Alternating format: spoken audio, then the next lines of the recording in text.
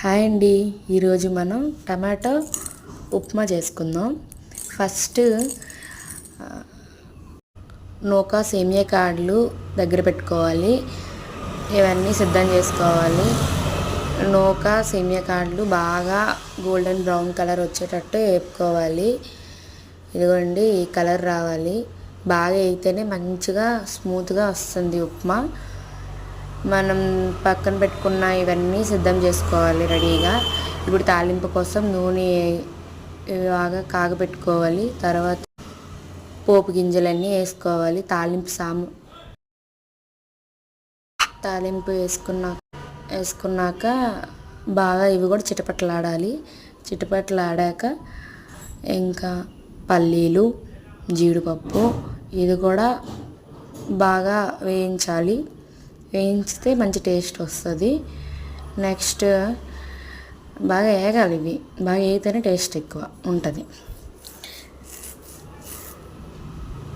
Next tomato, ఉల్లిపాయలు, మిరపకాయలు ఇవి వేసేయాలి. నేనైతే ఇలా చేసుకుంటాను. ఇలా వేసాక ఇవి కూడా టమాటా బాగా మగ్గాలి, ఉల్లిపాయ వేగాలి.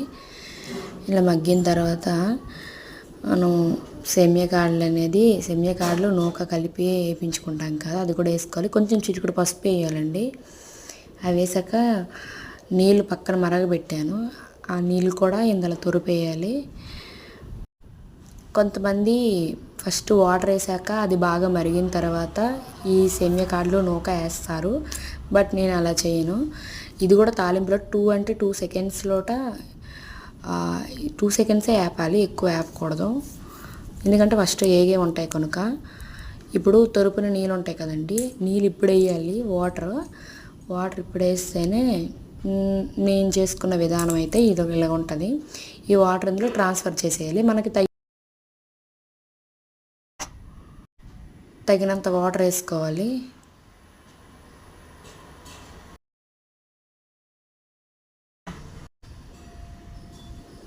ఇలా సాల్ట్ లైట్గా మనం లాస్ట్లో వేసుకోవాలి. సాల్ట్ లైట్గా లాస్ట్లో వేస్తేనే బాగుంటుంది టేస్టీగా. ఫస్ట్ సాల్ట్ వేయకూడదండి. ఇలా మనకు తగినంత వాటర్ వేసుకొని ఇలా చాలా ఈజీగా ఉంటుంది. నాకైతే మాత్రం చాలా టేస్ట్గా ఉంటుంది. ఒకసారి ట్రై చేయండి.